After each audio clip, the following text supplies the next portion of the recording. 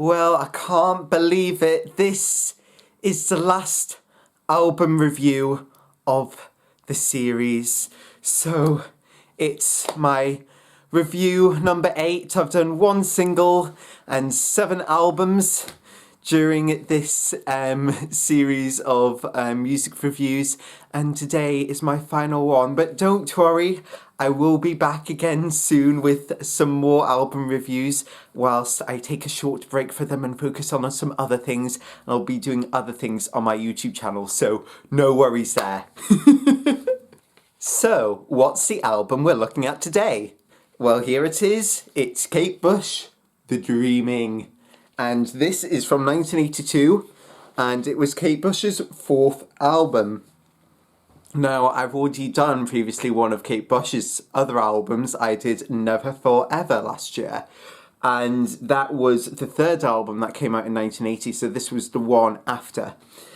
And the one I've got here, this vinyl, is the 2018 remaster. Now, all of Kate Bush's albums were released that year as remasters, which I think is great. And I haven't got any of the others so far yet of the remasters, but I have got this one, so it's great.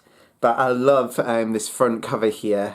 We've got The Dreaming in big capital letters, and Kate Bush written in the corner, and then we've got this lovely picture here of Kate Bush pretending to be Houdini's wife, and this relates to the song Houdini in the album. And as we can see, Kate Bush has got, it looks like a ring, but it's actually a key. She's got a key in her mouth, and she's passing it to Houdini, played by Del Palmer there. Ooh, and on the back we have this sort of leafy pattern. It's really nice, isn't it? With, in the middle, it says, "With a kiss, I pass the key." And again, that is one of the lyrics from the song Houdini. And we've got all the different songs around the edge here. So we've got, it's in order, but it's going from that all the way round to, that to that. So that's side 1 going that way, side 2 going that way. So yeah, I think it's a really interesting design. Also, this is the dust cover thing. Never quite sure what the proper word to call these are that the vinyl goes into. This is side 1, and we've got all the lyrics here, which is nice. And there's so many lyrics that it's great to have them printed out, because then you can really, really dig deep into what they're trying to say, what Kate Bush is trying to convey. And side 2, and it also gives all the people involved, all the musicians, all the engineers. So yeah, a lot of great detail there. I think what you get from this album, from The Dreaming, is how rhythmic orientated it is. I think when Kate Bush went into the studio to start work on this album, she had in mind for a different approach, and I think she'd always approach composition and songwriting from sitting down at the piano and going from there. But this time she kind of put her foundations first in rhythms and coming up with interesting rhythmic ideas, and then building it up from there. And it does kind of, the whole of the album as a whole does have a kind of sort of aggression to it. It has got that kind of a really aggressive drive, and that certainly comes from these rhythmic ideas that she has. And I love what she puts in the corner of the sleeve that I've just noticed now. She says, "This album was made to be played loud." So the first track in this album is Sat in Your Lap. And this was released as a single. It was the first single to be released from the album. And she'd worked on this first, so it was actually released prior to the whole album being released. And then once it had been released as a single, she then went away and she produced the rest. And I think there's a few minor differences between the version in the album and then the original single from 1981, I believe she released a single, so a year before the album. But it's a really again, it opens up with this sort of rhythmic idea, as I was saying about rhythms, and it's like, and it's a really, it just really sets the tone for the album. This do do do do do do do do do do, and it drives all the way through, and it's a song about frustration, really, about a kind of quest for knowledge, and I love the music video for this as well, because she's got all these different characters in the video, like people wearing dunce hats and jesters or fools, and sort of, and like I think bowls as well, or minotaurs, and all these kind of characters that kind of represent sort of wanting to know knowledge but almost failing to find it. And it's I love the lyrics. I think it starts with, I see the people working and see it working for them, and so I want to join in, but then I find it hurts me. So it's kind of like, well, I want to be clever, I want to do it, but it's just too hard. It just can't in the end. It's just too difficult, to be honest. And it's kind of all these contradictions. Some say that heaven is hell. Some say that hell is heaven. And it's all. And I think my favourite bit has got to be, I want to be a lawyer. I want to be a scholar, but I really can't be bothered. Oh, just gimme. Oh, I love it. It's kind of really, it's so unusual. I think all of Kate Bush's lyrics are unusual. She doesn't write what anyone else writes, which is what I love about her. And it's such a great track to open the album, because it's about this frustration, and that doesn't go away. It just continues and continues. So the next song, There Goes the Tenor, it's kind of a story. It's kind of like almost like an anecdote, really, and it's about a kind of a break into a shop, like a burglary, but it goes wrong. And this person, and I love how she kind of uses like a Cockney accent, and she really gets into the character. And it's all about like how she's prepared it all, how nothing can go wrong, how she wants everything to be just right. And when they blow the safe up inside the shop, she gets knocked out unconscious, and then she gets taken by the police, and she won't say anything until she's seen her solicitor. And it's all about this paranoia of things going wrong, and then things do go wrong, and then she gets caught, and she kind of just leaves it at that, with a kind of memory of it's kind of like, how do you end these kind of songs? But I think she ends it in a really interesting way with ooh, I remember that windy weather, when you would carry me, pockets floating in the breeze. There goes a tenner. Hey, look, there's a fiver. There's a 10-shilling note. Remember them? That's when we used to vote for him. And it just leaves it at that, and it's such an interesting song. But again, it's kind of the frustration of things not going to plan, and and even if these plans have darker motivations behind them, it's sort of all these frustrations of different people. Pull Out the Pin is taken inspiration from I believe the Vietnam War, and it's kind of about valuing lives and the value of life as such, and going, well, I value my life, but it's me or him in the end. So again, it's this character who is fighting the Americans, and he sees an American soldier, and it gets to the point of, well, either I kill him or he's going to kill me. And I love my life, so I better pull out the pin. So I'm assuming that pulling out the pin is referring to a grenade. And honestly, the amount of darkness within the song, it's just got such an atmosphere about it. Again, the percussion that Kate Bush uses and those vocals, she really uses some really haunting vocals here. And like the sound of helicopters and some really, really haunting things. And she screams some of these lyrics out, like, I love life. And then you've got these kind of male vocals going, so pull out the pin. It's actually quite freaky, but it works so well because you've got this kind of real feel of the dilemma here of the character. And it's really dramatic. And the thing is that you don't actually know what he decides in the end. And he kind of, I think to start with, it kind of comes out, to start with, he's quite confident that he's going to, you know, kill this soldier. But then I love this bit where it says,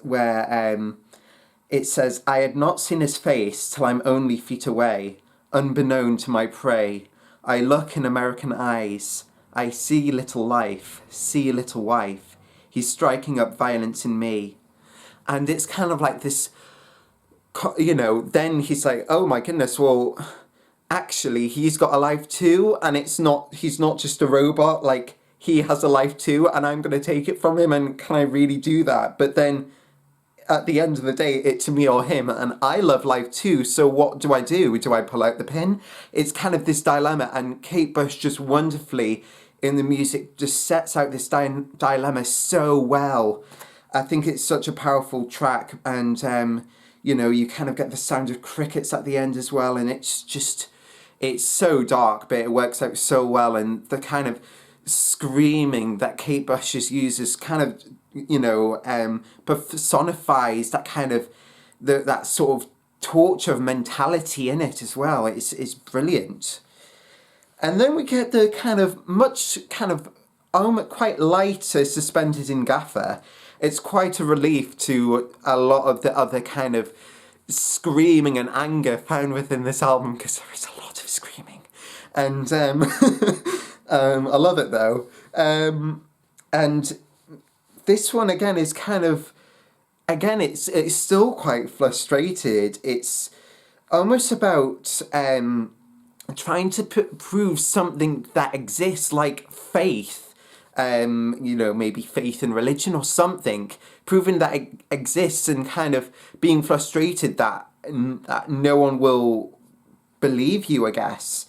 I mean, you can read into these lyrics so much, and it's kind of got this kind of quite, the song itself sounds quite whimsical, it's quite, you know, carefree, and yet at the same time, it's kind of, you know, you feel like the lyrics are kind of stuck in trying to prove something, and like, it is like, Suspended in Gaffer seems to be used as a kind of metaphor here for being stuck in trying to prove something and being very eager to prove something, but not quite. And you almost get these kind of dream sequences within this of these kind of voices, like we get this, you know, these voices, you know, going like, you know, please protect me, I'm scared of the dangers.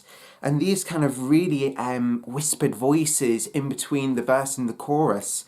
And they work wonderfully as well. And I just want to read some of these lyrics because, you know, you can read so much into them. Out in the garden, there's half of a heaven, and we're only bluffing. We're not ones for busting through walls, but they told us unless we can prove that we're doing it, we can't have it all. And I want it all. He's gonna wangle a way to get out of it. She's an excuse and a witness who'll talk when he's called. But they've told us unless we can prove it, that we're doing it, we can't have it all. And I want it all, and I want it all. We can't have it all, and I want it all. It's almost like a court case going, well, you need to prove yourself. And you're like, well, I can't, but I want it. And I want it now. And it's this kind of really frustration. And again, the chorus kind of, really, really kind of builds this up. Suddenly my feet are feet of mud. It all goes slow-mo. I don't know why I'm crying. Am I suspended in Gaffer? Not till I'm ready for you, not till I'm ready for you, can I have it all. And it's kind of like, well, everything's stuck, and I don't know why I'm feeling like this, but I really want to prove myself. And it's so poetic, and again, it's so frustrated, but it really fits nicely with that kind of whimsical nature of it, and it does add a nice kind of relief to the album, but at the same time fits in with the theme. And then we finish side one with Leave It Open. And again, I think if you thought Pull Out the Pin was quite dark, I think Leave It Open kind of takes it to another level.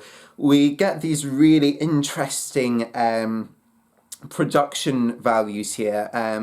There's some great effects on Kate Bush's vocals. I don't know if it's a flanger or some kind of phase effect she's got on the vocals there, but it works wonderfully and really personifies that dark, shadowy kind of inner voice that she's trying to portray, and she's kind of trying to portray that kind of dark side of us that's kind of in all of us, and it's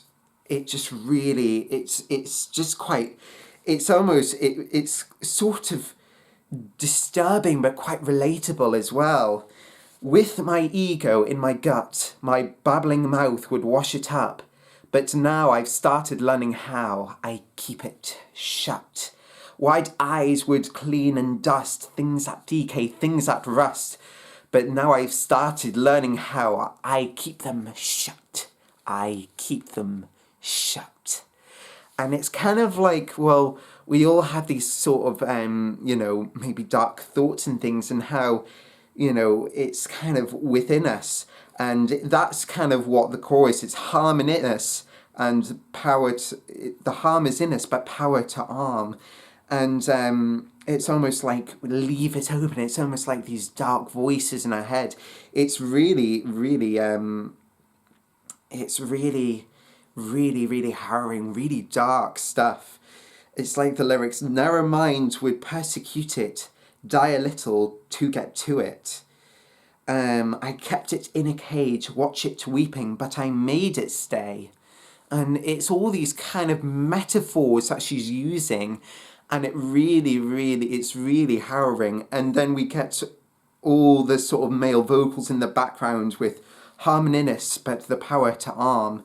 And it just it just hammers in all these vocals and all these rhythms. Again, you get this doof, doof, doof, doof kinds of rhythms.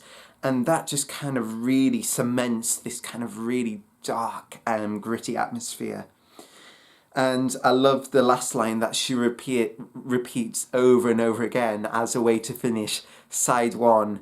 We let the weirdness in. And the way she sings it, it's just so chilling. And it fits it so well. You're like, oh my goodness.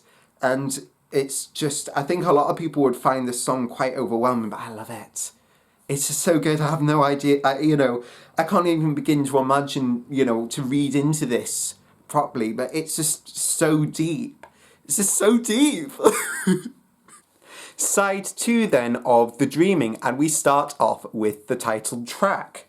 And this is another kind of anecdote, a story of a song, and it's about the plight of the Aborigines and how they were kind of losing their culture, and how it's a clash of cultures between them and the new colonies coming into Australia, and how, their whole home was being uprooted because they wanted to dig for ore. And it really gives a kind of real sense of what was going on and how they felt so threatened. And I love as well how it opens up with the kind of the sound of the car screeching, and then bang, there goes another Kanga on the bonnet of the van. And I think Kate Bush, what she really executes so well on this album is the kind of onomatopoeias and the sense of when things need to be abrupt and all these kind of crashes and all these moments of impact. She executes them so well. And again, it's not really this kind of whole kind of dilemma isn't really resolved. She just leaves it open, going, well, this is what happened, but I'm not going to say anything. And she kind of leaves it with the kind of rustling of wings and things you can hear in the background. It's very interesting. And then this kind of segues into Night of the Swallow and switch of cultures completely. It then goes into a nice kind of Irish melody, like Irish folk music, and it's like you've kind of stepped into a Katie concert, and it's really lovely. And these pipes and strings were arranged by Bill Whelan, who wrote Riverdance, which was, of course, the famous interval act for Eurovision in 1994, and that then got developed into a full show. And it's brilliant. Used to watch it on video, love it. Absolutely love it. And it's this really lush melody that plays at the beginning, and then it goes into Kate Bush on the piano and the kind of setting of night. So the night doesn't like it. Looks just like your face on the moon to me, and I won't let you do it. I won't let you do what you want to do. It's funny now how, even now, you're laughing. I won't let you do it. If you go, I'll let the law know, and they'll head you off when you touch the ground. So it's all about smuggling as such, and this kind of this lover telling the guy who she's with, please just don't do it. It's illegal. It's wrong. You're going to get caught. And if you go, I'll tell them you're doing this because I don't want you to do this anymore. And it's almost in vain because right at the end, it's kind of, you get the voice of the guy going, give me a break, let me fly, give me something to show for my miserable life, give me something to take, would you break even my wings like a swallow? And it's all over this, I love the chorus because it's all over this really lush Irish melody that reprises again and again, and really gives this song some soul. And it's kind of really optimistic with a high plane and no names mentioned. Tonight's the night of the flight. Before you know, I'll be over the water like a swallow. There's no risk, I'll whisk them up in no moonlight. And though pigs might fly, they'll never find me. Posing as the night, and I'm home before morning. And it's kind of like... it's kind of like these kind of like reassurance of the guy going, oh, it's fine, and his partner's going, no, it's not, you're gonna get caught. So, and again, Kate Bush just leaves it open. She doesn't say, unlike There Goes a Tenor, she doesn't say whether they get caught or not. She leaves it very open. And then that kind of real kind of optimism and song, it kind of delves into the darkness of all the love. And this one's quite enigmatic. It's kind of like regrets on life of what I might have, how might I've treated people differently in life if I had to do it again, kind of thing. And it's really haunting. I mean, I don't fully understand what it's about. The first time I died was in the arms of good friends of mine. They kissed me with tears, they hadn't been near me for years, so say why do it now? When I won't be around, I'm going out. And then what's brilliant, what really solidifies this track for me and the haunting atmosphere that Kate Bush builds in the production and everything is the purity of the treble chorister. And there's definitely a certain quality about boy choristers, and I used to be one myself quite a long time ago. And they really do have a very pure tone of voice, and it's great that some artists like Kate Bush have really taken that to their advantage and used it in such a way that's so effective. And here it really adds that haunting element to the song and just ties it all together. And Kate Bush is just repeating these words over and over again. All the love, all the love, all the love you should have given, all the love that we could have given. And it's all this regret. And the track ends quite enigmatically. We get the line, "So now when they ring, I get my machine to let them in." And it's kind of, and then we get these sounds of people on telephones saying goodbye. So it's like an answer phone machine. It's really creepy. We just get all these sounds over the top of this really haunting melody of all these people going, "Bye, see you later." And I'm like, oh my word, what's going on? It is very haunting, and I'm afraid like the last few tracks in the album just really delve deep into this darkness. And Kate Bush is just willing to take us to these really dark places. It's brilliant. Houdini, and this is on the front cover, as I've shown before. So she's being Houdini's wife, and it's really her anxiety over his ex. So here she's passing the key. "With a kiss, I pass the key" is the line in the song. And even though, like, you know, every time he's succeeding and he's successful, every time she's worried, she's like almost pleading for his life. So some bits she seems very kind of almost relaxed, but it's a faked relax. And "With a kiss, I pass the key," she's almost quite floaty in the chorus. But as soon as she gets to the line, "With your spit still on my lip, you hit the water," she's screaming those words out, really, really going for it. And I think that takes some skill, you know, for singers to really get that technique right so they don't damage their vocals. You know, it's really, really something, I must say. And then, and I think what really gets me about this song is two things. The second time she starts screaming is when she's singing is this part where the sort of second refrain, "Through the glass, I watch you breathe." And of course he can't be breathing, he's underwater, he's doing a stunt. "Bound and drowned and paler than you ever been. With your life the only thing in my mind. We pull you from the water, Houdini. You and I and Rosabelle believe."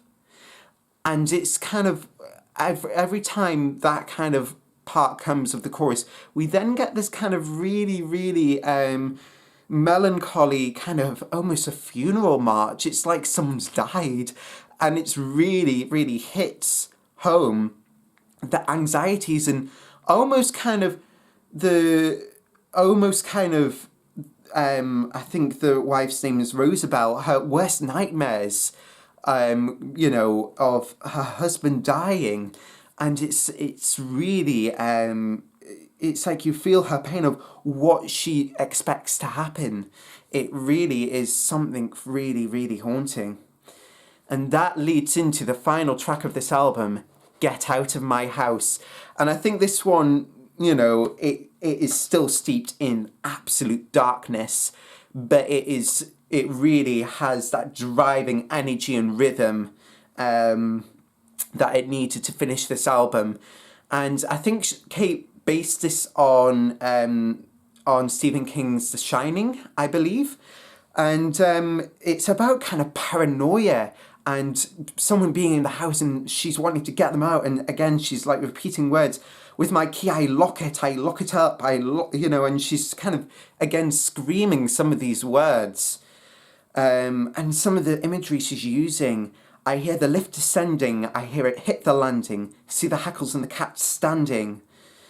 And, you know, "I wash the pains, I clear the stains away." And kind of like this, the imagery of kind of blood almost, you know, like Lady Macbeth, where she's kind of washing her hands, you know, "Out, damn spot, out, I say." It's kind of that kind of thing, isn't it? It's really something. And then it ends, interestingly, with this other voice, this other person that she's trying to get out of the house. And it's, "Woman, let me in. let me bring back the memories. Woman, let me in. Let me bring in the devil dreams. And then Kate Bush is like, well, I'm not going to let you in. I'll turn into the wind. I'll blow you a cold kiss, stronger than the song's hit. I will not let you in. I will face towards the wind. I change into a mule. Let me in. And the guy's like, let me in. And it's like absolute agony here, where she's really going for these donkey brays and really going for these ee-oh, ee-oh. And then the voice of the guy kind of imitates her in kind of these sort of mocking tones, and it's so haunting. Like, it's so unexpected. You really don't expect these kind of donkey brays to come, but when they do, you're like, oh my word, what's happening? But it's brilliant because it really kind of, she really does get the tone right of the kind of paranoia and that sense of being stalked. It's really chilling, but it works so well. And it's a brilliant way to finish this album. And we just get at the end the driving rhythm, the da-da, da-da-da, da-da-da-da, all the time, just kept repeating, and it just fades out. And that's dreaming. Crazy, but brilliant. So that was the last of my album reviews for this series. Thank you so much, all of you who have been watching week in and week out. I will be coming back soon with some more album reviews soon. In the meantime, I'm going to be focusing on some more hardware related things and looking into some equipment that I use to help me in my endeavours for composition here in my studio. So next week I'll be looking at my Amiga, which I've had for a while. It's an Amiga 500, and I'm going to be delving into that. So thank you again, everyone, for listening, and I'll see you next week for the start of looking at the Amiga. See you then. Bye, everyone. And I'll be back with more album reviews soon. Don't forget to subscribe to my channel if you enjoyed this review. And why not check out some of my other videos too?